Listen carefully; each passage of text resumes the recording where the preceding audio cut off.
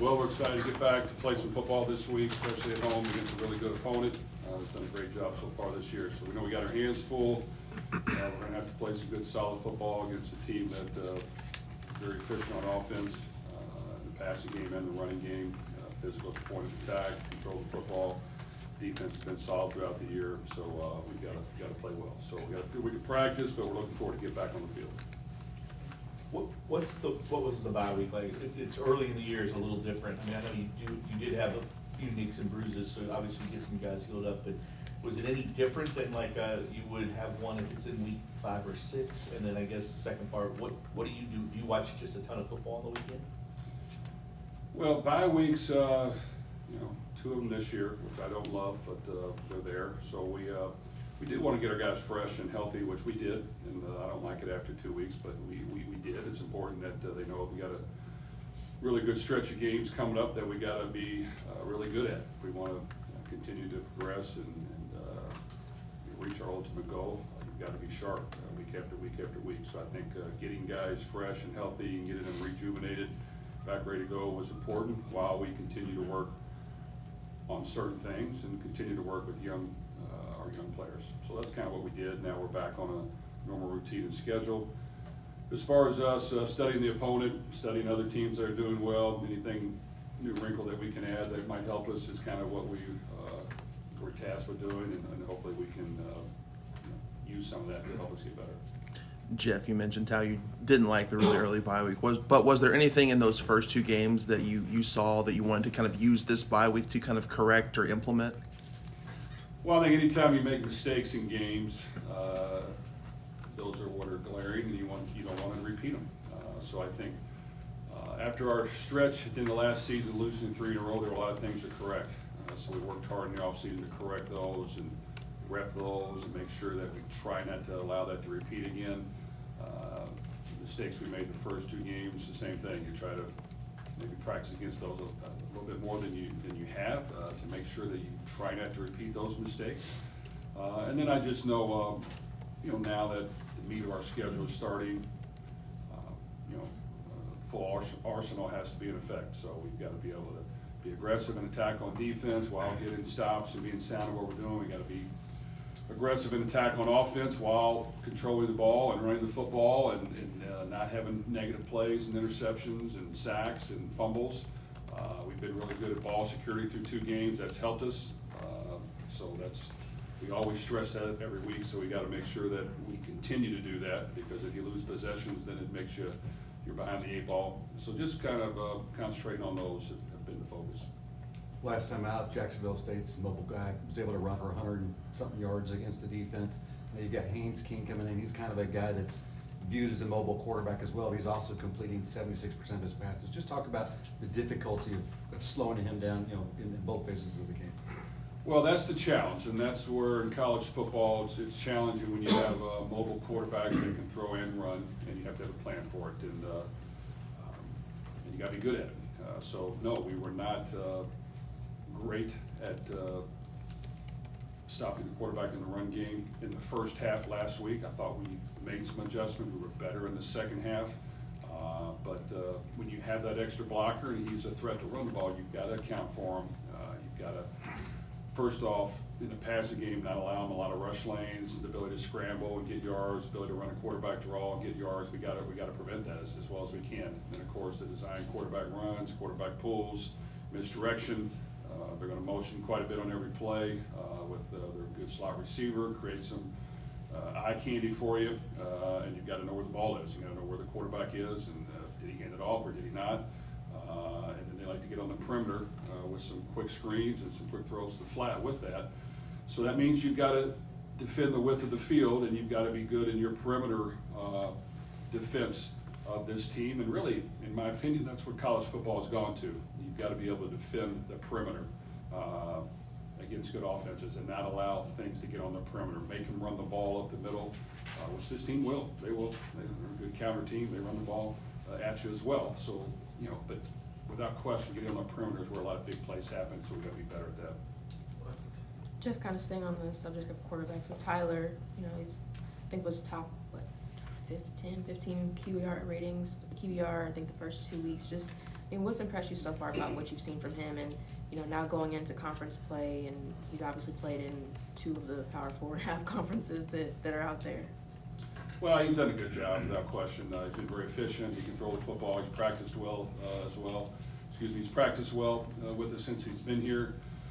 So I think he understands what we're doing and how to do it. And of course, now we're going to face some really good football teams that are going to challenge him more. And he's going to have to be good in his decision making, not turn the ball over, not take sacks, not create negative plays, and still be able to stand in there and make throws with people coming at him.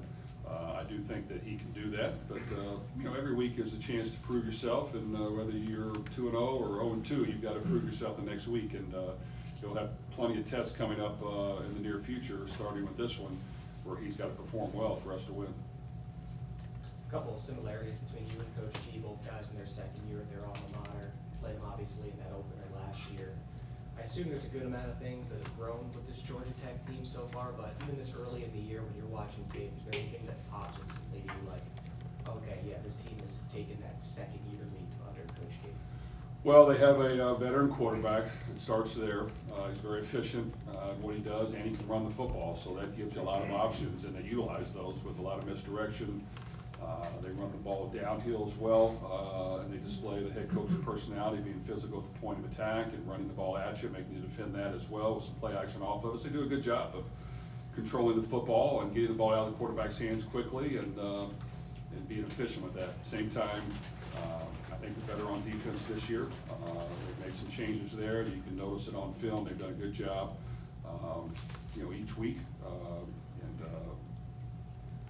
So I think it's a very balanced football team that doesn't beat itself, that will challenge other teams to play harder, more physical than they do. And if you can't step up to that challenge, then they're going to win the game.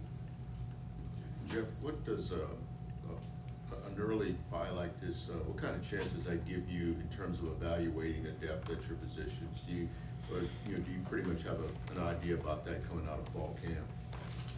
Well, I do think we have an idea about our depth and our personnel.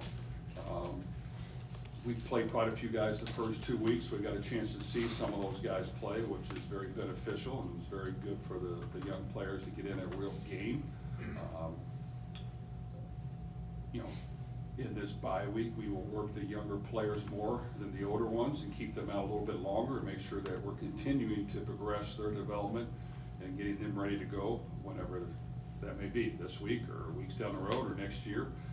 So all those things you take into account. Of course, I like playing every week once you get in the flow and playing football and getting in a rhythm of preparing and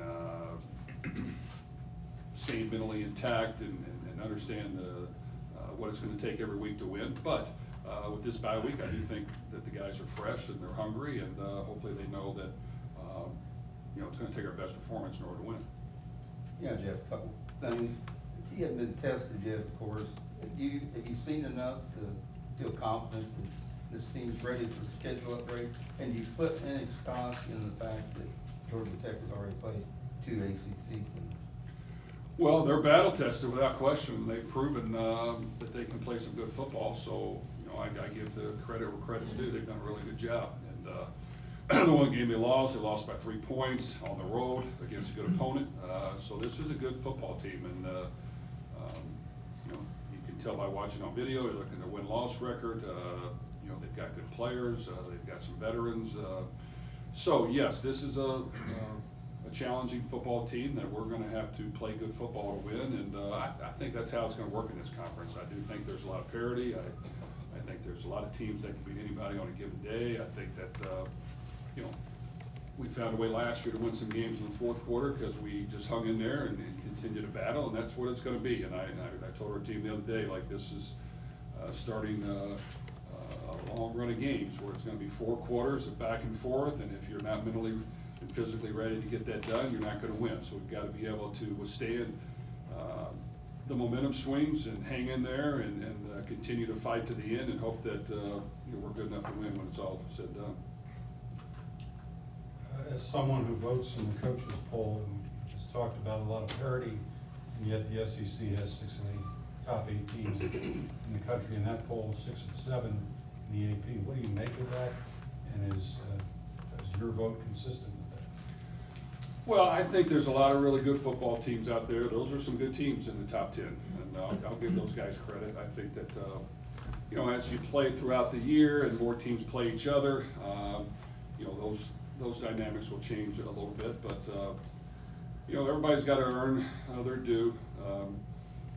Without question, Miami's ranked in the top 10. They deserve to be. They've got some really good talent. They did last year. They got some new additions that are really good. They've shown it on the football field, some big wins. I do think there's some other crew of ACC teams that are very good and competitive. And, you know, like I said, I just think there's a lot of parity in this league.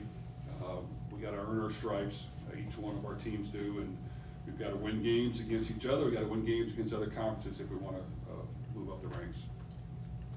You talked a lot in the preseason, and we've talked a lot about Ashton and his abilities. Can you kind of talk about moving him when you guys can inside a little more and what that does for your defense and to have him in that spot rather than maybe on the outside on the edge?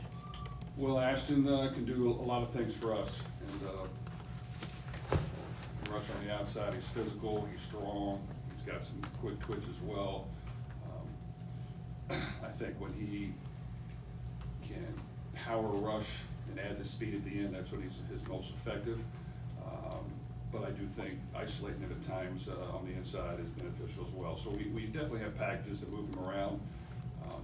We want to try to let him, you know, now that conference play is starting and he's going to be asked to do a lot, I think it's time for him to continue to rise up and showcase what he can do. He shows it to us every day in practice.